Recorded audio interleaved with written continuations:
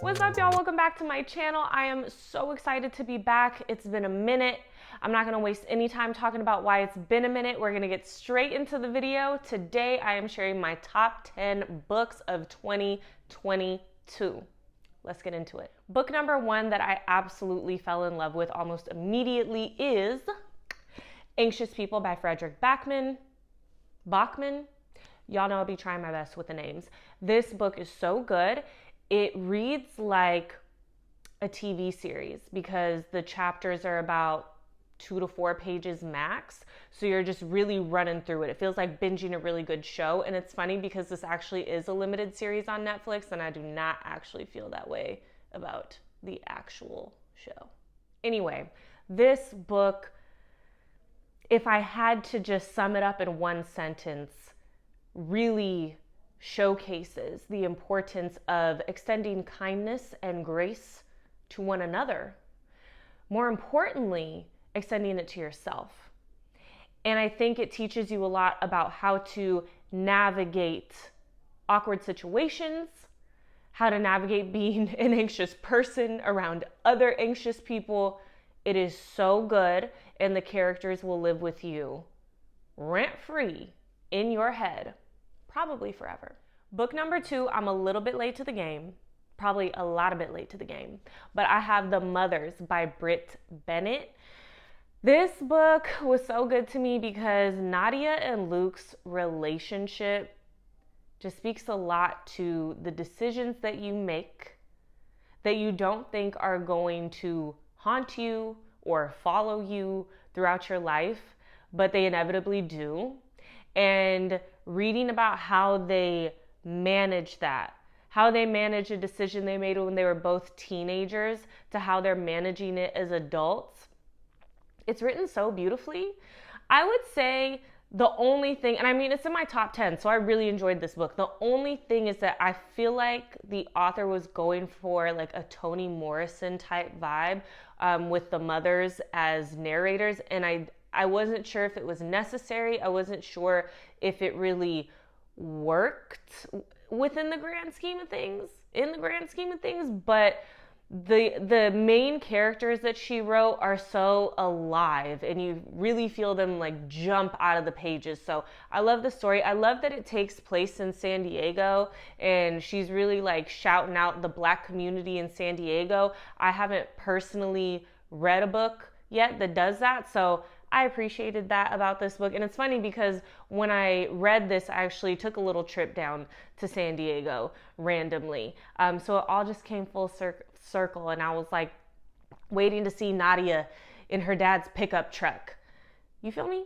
Okay, book number 3 comes along with another book. So it's like book 3 and 4, but we're just gonna pretend like these two are number 3 for 2022. So I have The 7 Husbands of Evelyn Hugo by Taylor Jenkins Reid and Malibu Rising. I loved these two. Now I know everyone has different thoughts on, you know, what their favorite one is. I read Daisy Jones and the Six. It was good. It just didn't live up to these two. I'm gonna start with 7 Husbands because, y'all, this I feel like everyone who told me to read this book didn't say much other than you have to read it. And I promise you, once you start reading it, I'd give it about 25 pages. You are hooked. Talk about Hollywood, talk about drama, talk about a selfish main character that you still somehow end up liking a little bit. A lot of mixed emotions here, but this is phenomenal writing, in my opinion, if we talk about fiction, okay? And so when I picked this book up, I'm like, I can't, like, Malibu Rising just needs an honorable mention because these characters I really, really enjoyed. I still think about them. Growing up in Los Angeles, this kind of it makes me look at Malibu a little bit differently because in my mind, I'm just like, it's so busy and hectic and crowded. And this felt like a love letter to Malibu, I would say, and just a great story that really sucks you in. So if you have not read books by this author, I suggest you do, because even the ones that I'm not including here that I read by her, or maybe I've only read 3, these two and Daisy Jones and the Six, but All really good. I really want to read Carrie Soto is back, so that'll be next from Taylor for me. Book number 4, for real book number 4, is The Silent Patient by Alex. Oh, here we go with the author names, y'all. I'll be trying my best. Alex. This book is so good. I cannot tell you how many people on Bookstagram told me to read this, and I wish I could remember who. It was multiple people, but thank y'all, truly, for recommending this book. It's so good. I'm not usually like a thriller mystery girl, but this was worth it. I couldn't put it down. Talk about a twist. I think outside of the twist that will make you reconsider your entire life in Dark Matter by Blake Crouch, outside of that twist, this is like the best twist.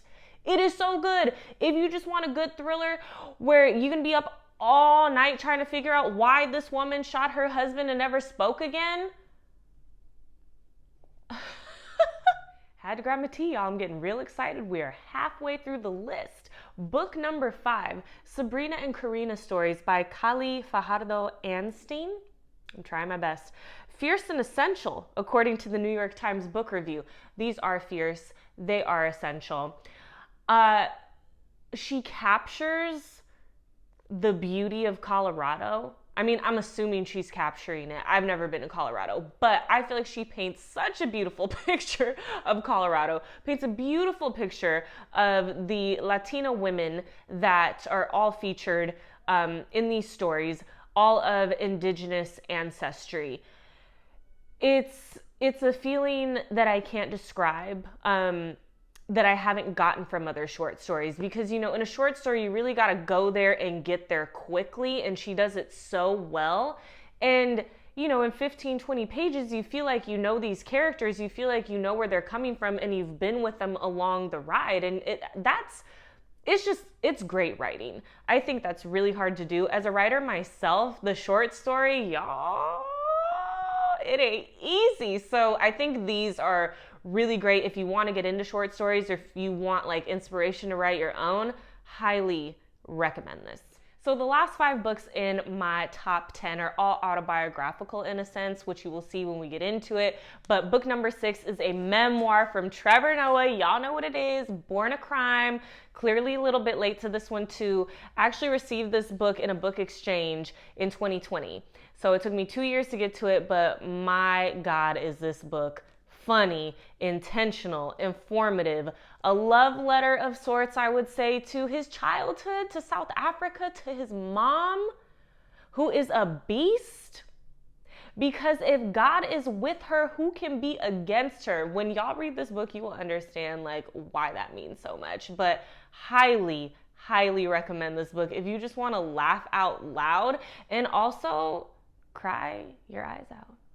The next book I have is a book of poetry, but I say that it's autobiographical in a sense because it feels like a coming of age from the author, and not childhood into adulthood, but adulthood into later adulthood, when your body is changing and you've learned new things and you've gained all this wisdom. And as someone who is not there yet, it was really beautiful to read about, because I'm like, oh my God, this is what I have to look forward to. And I feel like life in general is kind of always a coming of age because no one has it figured out. But the book I'm talking about is Woman Without Shame, Poems by Sandra Cisneros, author of The House on Mango Street, another phenomenal life-changing book. I love these poems because they're raw and they're real, and you can tell she's not hiding behind anything because she's a woman without shame. Not a shameless woman, but a woman who has learned herself and is still figuring it out and loves herself through it all. And it's not always going to be beautiful. Sometimes it's going to be ugly. But what I learned from reading this is that the ugly things can lead to the most beautiful things, and that loving yourself throughout the entire process, no matter what, is probably one of the best things you can do for yourself. So it's a journey, it's a feeling that's hard to describe, but this book, just holding it, talking about it, thinking about it, makes me feel so many things. Even if you're not into poetry, you would be into this. Next, I have a book of essays from poet, essayist, and cultural critic, y'all. He does it all. Hanif Abdurraqib, They Can't Kill Us Until They Kill Us. These essays are fantastic. He uses music and live events to tell his story, to tell a story that goes deeper than music. From Allen Iverson to Carly Rae Jepsen to Bruce Springsteen to Prince. I know Allen Iverson isn't in music, but I did say live events. To share his thoughts on what it is to be Black in America, to be Black in the Midwest, to be Black in the Midwest and enjoy Fall Out Boy and My Chemical Romance. Like, y'all, these essays are so good. And you know why they're so good? Because he made me fall in love with Carly Rae Jepsen, okay? And people love to talk about her or to make fun of her or whatever, but Runaway with Me may as well be the national anthem. We have been joined by a visitor because he just needs all the attention, but I mean, look at him. If you look like that, you would too, right? Book number, I don't even know what book number we're on now. 8? 9? We're on book number 9.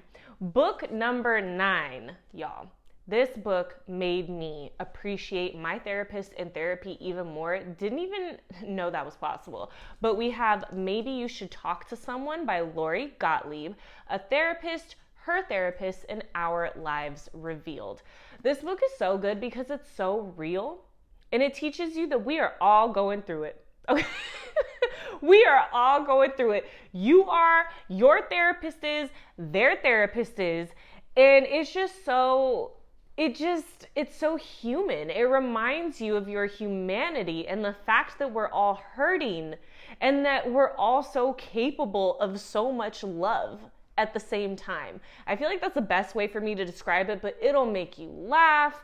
It'll make you appreciate life more, and man, oh man, will it make you cry. I think I unintentionally saved the best for last, y'all. Even though I loved all these books so much, it's kind of hard to pick the best, but Finding Me, y'all know what it is, Finding Me by Viola Davis. So many takeaways from this book, and I'm not even gonna get into it like that because y'all just have to read it, to be honest. I mean, that's what this whole channel is. I'm giving you like a little synopsis or my takeaway, and I want y'all to read the books because I'm sharing them for a reason, right? My main takeaway is, I think having gone to therapy and constantly doing work on myself, there's always the question of like, okay, have I healed my inner child? Have I gone to give my inner child a hug? Like, how's she doing, right? This book made me realize, oops, there she go. What would 8-year-old me think of me right now? And when I asked myself that question when I read this book, I was like, I don't know.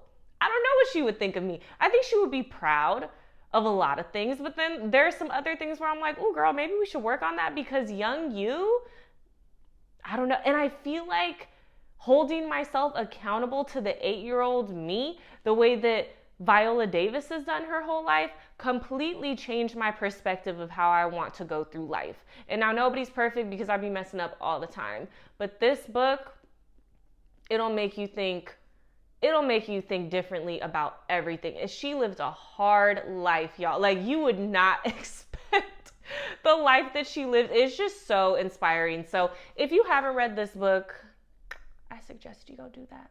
All right, y'all, that is my top 10 books of 2022. I will be linking each of them below so you can check them out, read them, and then leave your comments below so I know how you felt about them, because I want to know. I want to discuss.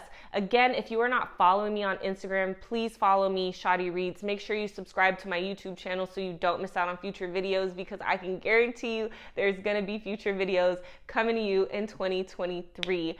Thank you again. Drink your sea moss. I haven't been doing it, but I'm going to sip on this chamomile tea. I'm going to pick up a book and I'm going to enjoy the rest of my night.